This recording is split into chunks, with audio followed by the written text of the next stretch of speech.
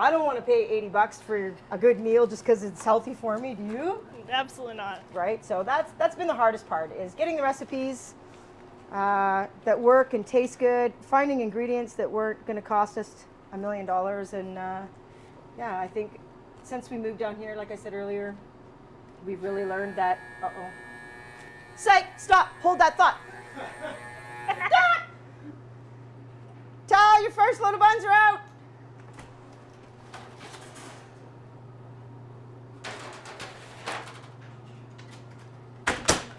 That's going to go off again in 7 minutes, Thomas. Oh, gosh.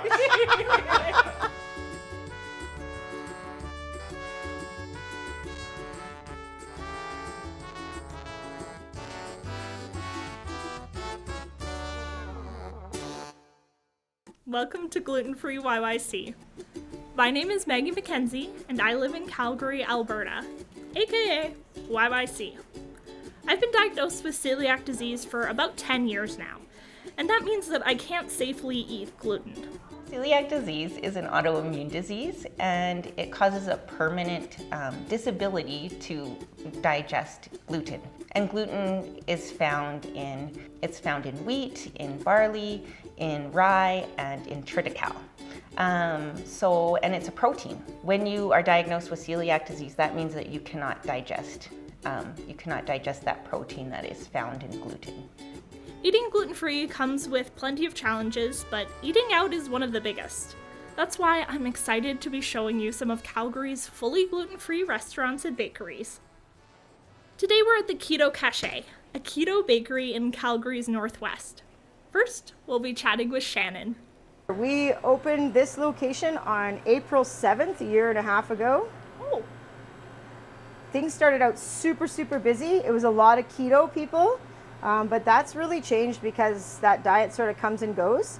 And while we still are 100% keto, we really now focus on our celiacs, diabetics, and other special dietary needs. Like, we even do dairy-free stuff now and nut-free things. We never used to do that, but it's been a learning process, right? As you go, you learn so much about people's struggles and all the allergies and contaminations. My boyfriend and I like to go on hikes, and every time we go, he's like, oh, we'll stop at the grocery store and we'll grab a sandwich and we'll eat that for lunch. And every time I'm like, so I'll stop at the grocery store and I'll grab ingredients to make myself a sandwich. And then Right. I was here and I was like, wait, they have like pre-made sandwiches. I could just come here and have a pre-made sandwich for my hike. Yes, you and can. I got so excited. He had started something called the keto diet at that time. We thought we'd give it a try, and we were sold out by 11 o'clock that morning. So we knew we were onto something. So we did keto for a while, and then we got really lucky and had the president of Celiac Canada stop by and talk to us and explain the plight of celiacs. And it was life-changing. Actually, we had no idea about the struggles and how hard it was to find stuff that was safe and the sensitivities and all of that. So we had a big chat with her, and then we went from there. We learned as much as we could at the time, shut the business down, cleaned absolutely everything out, sterilized everything from the fans to the ovens to everything, because flour can stay in the air for 72 hours. So once we were contamination free, we went 100% gluten free, and that was 7 years ago. We actually just recently closed our bakery up north in Grand Prairie because we're now going into grocery stores. So we started out as the Keto Caché, and now the Keto Cafe, now we're the Keto Caché, and we are now rebranding to KC Gluten Free Sugar Free. We started out just as a regular bakery, and it just wasn't, there's a lot of other bakeries out there. So when we morphed into gluten-free, sugar-free, and went really 100% celiac friendly, things really changed a bit. For one, your ingredients are really, really high.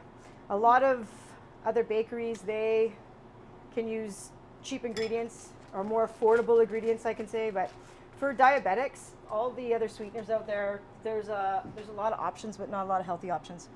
So Swerve and Stevia and a couple of the other ones, they're highly processed, and a lot of people have reactions to it. Monk fruit is 100% natural. It's out of Asia. It's very under-processed, so it's a very simple way in which they get the monk fruit. And it's 100% diabetic friendly. It doesn't register on the glycemic index, so people don't have to bolus for it. So we've had customers up north at our other store that were on insulin when they first started coming in, and they managed to get off insulin just by eating healthy, controlling your diet, and getting the bad sugars out of the way. But let's be honest. A bag of white death sugar at the store, 10 kilogram bag, costs you what?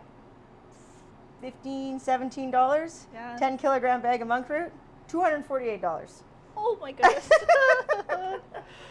So it's hard, and I think the hardest part about the journey has been coming up with ingredients in the first part, right? That were healthy, good recipes that tasted good, because as anybody who's been gluten-free long enough knows that, man, there's a lot of gross gluten-free stuff out there, but it's getting much better. So creating recipes was the hardest part in the beginning. It took a lot of hours. We threw out a lot of things. The learning curve was massive. Even though you get the science and you get the ingredients, it's still quite a learning process, as anybody in this industry knows.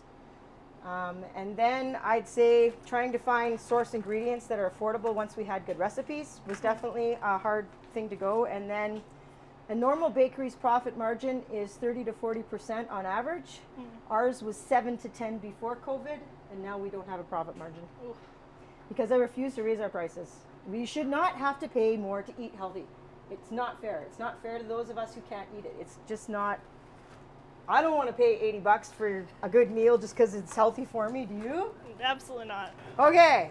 Since we moved down here and started our store, we've really started to expand our product line. We have way more dairy-free things now. We're doing nut-free options as well. So it's been a long, diverse journey to get where we are today. We're excited to be going into grocery stores with some of our products, and excited to keep making new things and finding a way to help people stay healthy. All right. Okay. On to the next one. You know what is a side effect and a hard thing about eating healthy? Tell me. All the prep that has to go into it. Yes. Oh my god. Like, yes. Right? Yeah, especially, like, I mean, for me, as someone with celiac disease, like, even just, like, spending the whole day out of the house, like, before I was with my partner, I would just, like, very happily be, like, spend my weekends at home and, like, do my little thing at home. But then he was like, let's go out and do things. And I was like, okay. And then I was like, I need to pack snacks. Like, Right? Like, you have to, like, think ahead. I'm like, where am I going to eat? Are we going somewhere where I can eat? That's such a real problem. It Yeah. really is. And a struggle that so many people don't quite understand too, right? I don't think there is one magic ingredient. I think that, first of all cooking, whether it's healthy, celiac, friendly, diabetic, or regular, is a science. I mean, we all have a different way to do things. Number one question here, what's your bestseller? That question, like, honest to goodness. So we did a test up north, and when we first started this out, we decided that we would put it out there, and if it sold really well, we'd make it again. If it didn't, we didn't. And so through that process, we have tried, literally, we have made hundreds and hundreds of things, and we're down to about 85 things now. Small 85. I would say cheesecakes are probably one of the big wow factors, because we give up so much with sugar-free, and you don't feel like that with our cheesecakes. Our cheesecakes are awesome. You won't know you're eating a sugar-free cheesecake in here. Yeah. And that was always the goal, right? You should be able to come in, enjoy the food, and it not taste like you're eating healthy. Yeah. Our food should not taste healthy. It should taste bad for you and still be good for you. That's sort of the ace in the hole at the end of the day, right? I think one of my favorite things besides cheesecake, besides our squares and everything, is probably our loaves.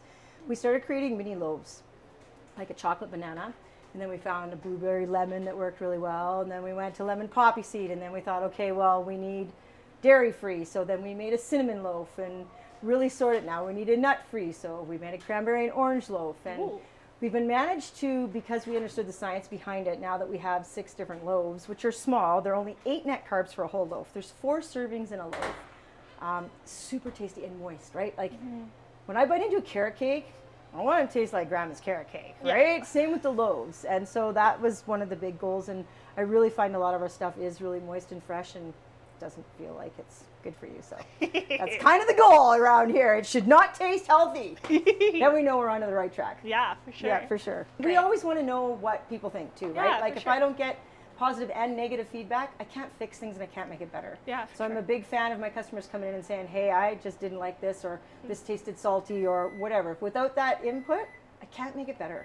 So I always encourage our customers to tell me what's right, tell me what's wrong, tell me what you like, tell me what you don't like, and tell me what you're craving that I don't have. Since you mention it, I have never found a good gluten-free toaster strudel. I know that sounds very challenging. It is very challenging, and you know why? Because in order to have the good flours and the good ingredients, it doesn't toast well in a toaster. So we make bagels, but we tell people to double toast it because they're made out of cheese. So you have to double toast them in order to get that nice crispy bagel flavor with butter and all of that. So toastal strudel, that's a hard one too. Same with croissants. A couple of people have really rocked croissants, but the problem here is that while I can make you a gluten-free strudel or toaster strudel or a croissant, it's not keto friendly. Oh yeah. And a lot of times it's not diabetic friendly. So we try really hard to make sure we have all 3 boxes checked in everything we make. Don't be afraid to ask questions. We had a customer come in the other day and she's like, well, I can't have this. And I said, we're 100% gluten-free, but I can't have this. And she was so worried about it because so many people have said, oh yeah, it's gluten-free. And it wasn't. And she's been sick. So don't be afraid to ask questions. Ask them 10 times if you have any concerns whatsoever.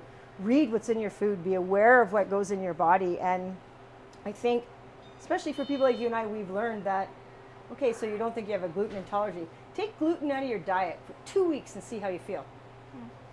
See if it makes any difference. Take sugar out of your diet. See how you feel. Take dairy out of your diet, whatever it takes. But if you're not feeling 110% all the time, I would probably look into that. You get sick a lot, what are you eating? I mean, sleep plays a factor in other things too, but I really believe for the average person it's food. What are we putting in our bodies? You know what? That's exciting because gluten-free food, just in the last 10 years alone, has gone amazing, right? Like we have all these new options and ways to cook and things and ingredients out there that are becoming more accessible that we didn't even know about 10 and 20 years ago. So future of gluten-free, I think, is expanding. I think it's getting better and better. So I think our industry is going in the right direction. I think we're doing a lot of great things to help people eat healthy and stay healthy. I wish we had more options for 100% gluten-free, but at least we have some. So I am hoping that the future holds lots of yummy things for us. Yeah. Does it taste healthy? No. Then we're winning. Yes. And that's just a normal New York cheesecake. So take it home, throw whatever you want on it. Throw chocolate, throw peaches, throw strawberries, throw anything you want. And then tell people you made it yourself. After chatting with Shannon, I was dying to taste the food, but I didn't want to do it alone, so I invited my father to come to try the food and chat about his experience with celiac disease. I'm Maggie Mackenzie. I have celiac, and you invited me to come and try something new today. I've been eating gluten-free for about 13 years, and initially I think it was more for you when you were diagnosed, and over time I'm diagnosed now as well, and our whole house now is gluten-free. I don't think we have any non-gluten-free food in the house. Over time, the gluten-free cupboards have taken over from the regular cupboards. Yeah. Well, and you say that you were eating gluten-free for me, but the only reason I was diagnosed was because you had told me that you had celiac disease. Yeah. Yeah. I wasn't very committed to eating gluten-free in the beginning because there was nothing to eat. It was hard to find something. Eating out was a nightmare, and finding good gluten-free already made food was difficult at best. And so I wasn't really committed at the beginning. But now we are. And we can actually even make a gluten-free dressing for turkey that actually tastes good and doesn't fall apart. Amazing. Yeah. Yeah, I love it. I love going home for Christmas because I'm like, everything is gluten-free for me. Yeah. It's very nice to not have to worry about it. Yeah, exactly. My relationship with eating out does not exist. We don't eat out very often. If we do, it's once in a blue moon. And we stay home most of the time just because of the consequences of eating out, cross-contamination, and the discomfort afterwards. My journey with celiac disease and eating gluten-free has been up and down. Some days are good, some days are bad. Lately, it's been really good because I've gotten to the point where we don't eat out anymore, so I don't have to worry about the consequences of cross-contamination. Don't have to worry about going somewhere and getting sick. A place where celiac disease comes up that most people don't think of is when you're traveling. In an airport, you don't have readily available food. Your options are limited to a coffee shop that sells donuts, but they don't sell anything that's gluten-free. Most restaurants in confined areas, such as in an airport, don't have that either. So you're really restricted with what you can eat, or if you can even eat when you're in an airport. Or when you're traveling, you don't know the community you're going to. You can do some research, but it's not always great. So you find that you don't eat out.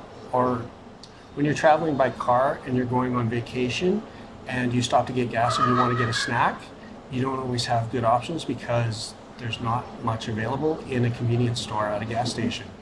What do I want people to know about celiac disease? Oh, good question. It's interesting.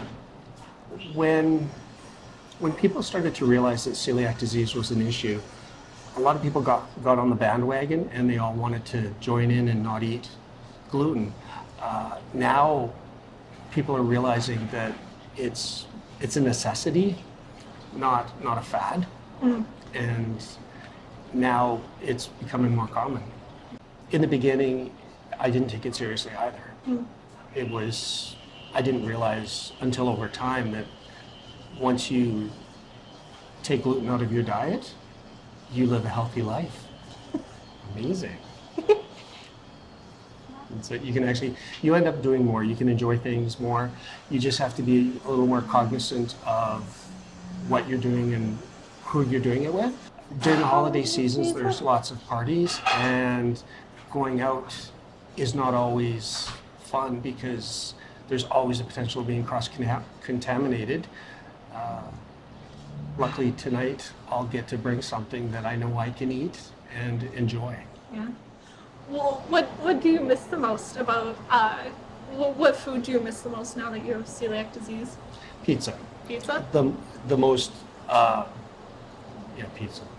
I miss pizza so much because there's some places that make pizza and it feels like you're eating cardboard. Yeah. And so from what I understand, we're trying a sample of pizza today, which I'm actually really looking forward to.